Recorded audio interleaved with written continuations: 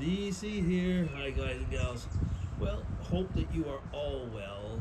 And today is Monday. Just finished doing Jasmine's tag, and now on to Dave Nicholson's last Saturday 7 question tag. Some difficult questions here. Anyway, hi, Dave, and I do hope that you're doing well. Question 1. Let's get into it. How do you know when it's time to continue holding on or time to let it go? A lot of these type of questions, aren't there? Sometimes you don't know. Sometimes you just keep going and going and going until you're drowning, and then you say, maybe I should have stopped a while back. And so how do you know? I think it's when you're starting to lose control. And you're being, well, actually, I used the word drowning. I think it's when you're starting to lose control and you're gasping for breath and you wonder, am I going to be able to make this? It might be also when your health is starting to get into, you're starting to have problems with your health. You're starting to lose good friends, or maybe actually if you're up to a point, I've known people who have had divorces because they did not give up. So it can be a multitude of factors. Question 2. How do you define success? Can you? I guess easy way is to say I set some goals in the beginning and things worked out. Sometimes your success is another person's failure, though. I think success in many, many ways is when you're in what you would call a win-win situation. If you're on something where you're going to be winning but everybody else is winning, that is definitely success. If you're in a win-lose where you're winning and somebody else is losing, well, you achieved, and you might have succeeded, but at what cost? And that might come back and bite you. So for me, I would define success if you're in a situation where you can define it as a win-win. I know, that's kind of a cop-out, but that's how I like to see it. 3. If someone could tell you the exact day and time you are going to die, would you want them to tell you? Well, short answer is no. The longer answer is nobody will be able to. As such, you all know by now my beliefs, and only one entity knows when I'm going to die, and that's God. And some might say, well, if I have a gun at your head, I know if you're going to die or not. Well, actually, you don't. But yeah, I don't want to know. That's not for me to know, actually. And so that's it. Yeah, simple as that. No, I would not want to. Question 4. If you could be given one wish, what would you wish for? Oh, I guess like many people, I wouldn't mind having a bit more money, but that wouldn't be the only one wish. Although these days it would be a wish I'd certainly definitely want. I think it would be that my children and grandchildren will be, I was going to say that they'll be secure, both, I was going to say, materially and spiritually. Yeah, that would be my wish. Yeah. Question 5. What have you read online recently that inspired you? Every morning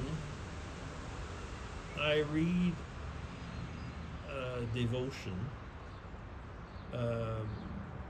It's called Your Daily Bread, and I read the Scripture Union readings, and they inspire me. They do, because very often it's about situations where I see that people have overcome. Yeah.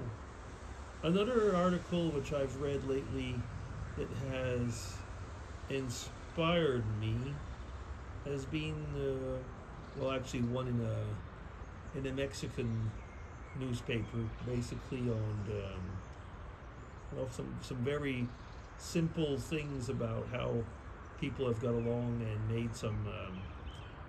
I was going to say made some cooperatives and managed, to make their life better. Yeah. So yeah, that's about it, I guess. And that would be question 5. Question 6. Why do religions, oh, there we go again, one of those religion ones. Why do religions that advocate unity divide the human race? A general question,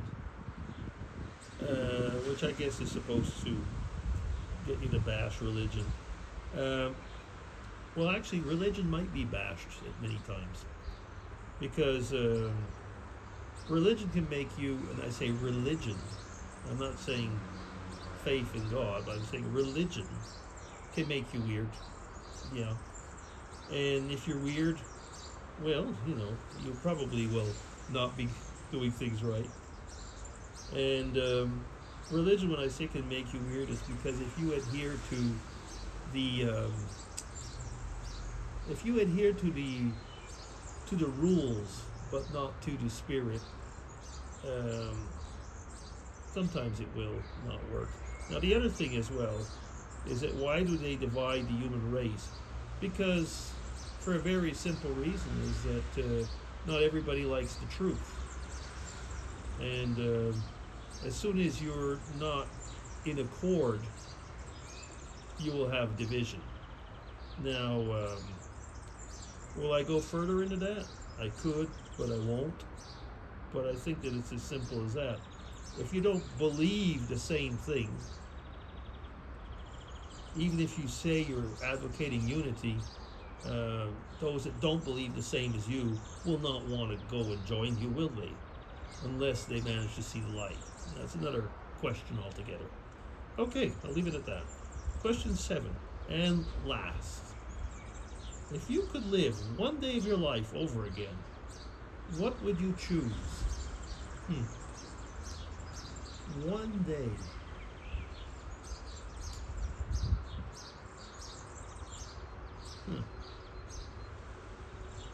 It might be my wedding day. That was a nice day.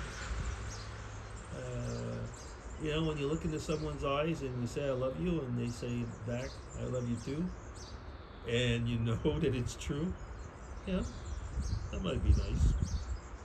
And if I had to choose another one, I don't think Mrs. DC will tell me why did you choose this one.